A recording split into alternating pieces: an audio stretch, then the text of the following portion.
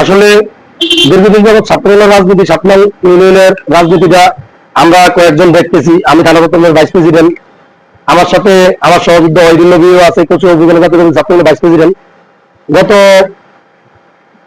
25 তারিখ আমরা যখন হাজিরা দিতে যাই, তখন থানা প্রথমের প্রেসিডেন্টের সাথে পৌর বিএনপি সভাপতি সহ আমরা ছিলাম, পৌর বিএনপি সেক্রেটারি সহ পৌর ছাত্রদলের সভাপতি সবার উপস্থিতিতে আমি থানা প্রথমের প্রেসিডেন্টকে অবগত করলাম যে আমাদের 7 নং দক্ষিণ কোচে ইউনিয়ন ছাত্রদল কমিটিটা করতে হবে, তুই কি বলিস? ও আমাকে বললো যে ঠিক আছে কর।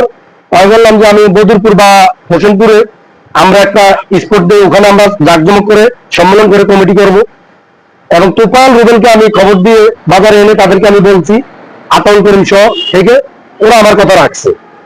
রাখার পরে 25 তারিখ রাত্রে 1টা বাজে হঠাৎ করে ওরা আহ্বায়ক কমিটি ঘোষণা দিয়ে দিচ্ছে। কমিটি ঘোষণা দিতে কোনো প্রবলেম না, কারণ রুবেলও আমাদের, তোফালও আমাদের, ওরা আমাদেরই ছোট ভাই।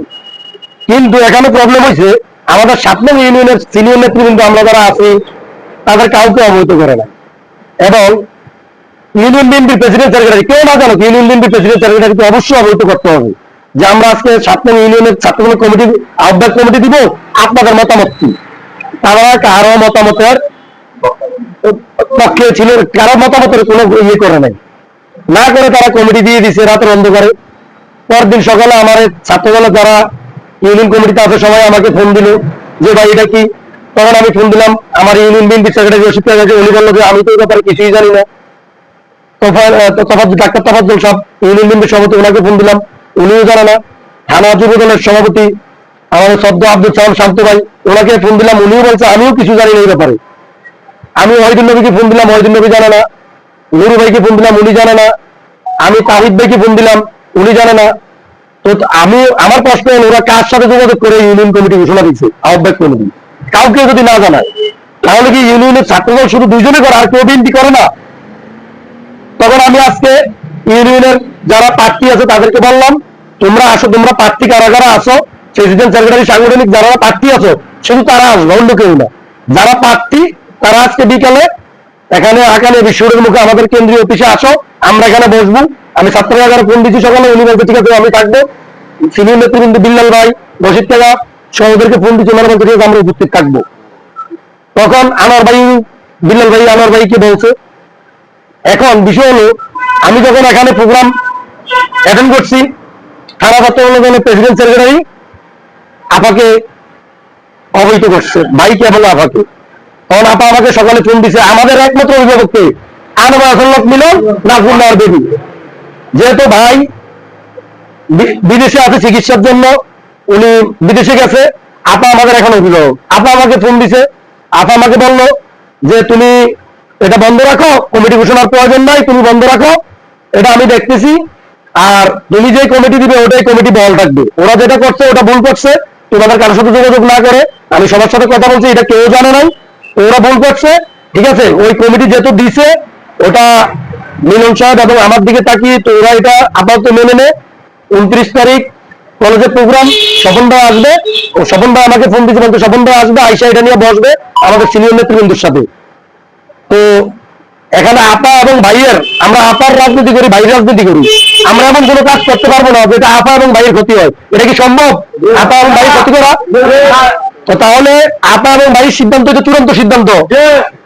তাহলে আপা এবং ভাই আগামী শুক্রবারের প্রোগ্রামে যে সিদ্ধান্ত নিবে, থানা বিএনপির সভাপতি খায়রুল আব্দুল স্বপন ভাই, উপজেলা বিএনপির সাধারণ সম্পাদক মাসুদুল সুভাষ ভাই, ইউসুফ নিয়াজি ভাই সহ তারা যে সিদ্ধান্ত ওনারা আসবে, ওনারা উপস্থিত থেকে ছাত্রদল নিয়ে বসবে এবং আমাদের ইউনিয়ন বিএনপির নেতৃবৃন্দকে নিয়ে বসবে, তোমরা সহ উপস্থিত থাকবা। ওখানে যে সিদ্ধান্ত হবে ওই সিদ্ধান্ত চূড়ান্ত সিদ্ধান্ত। আমরা ডক্টর আনন্দ আসাল্লক মিলন ভাইয়ের রাজনীতি করি, ডক্টর আনন্দ আসাল্লক মিলন ভাইয়ের ক্ষতি হোক এরকম কোনো কাজ আমরা 7 নম্বরবাসী করবো না।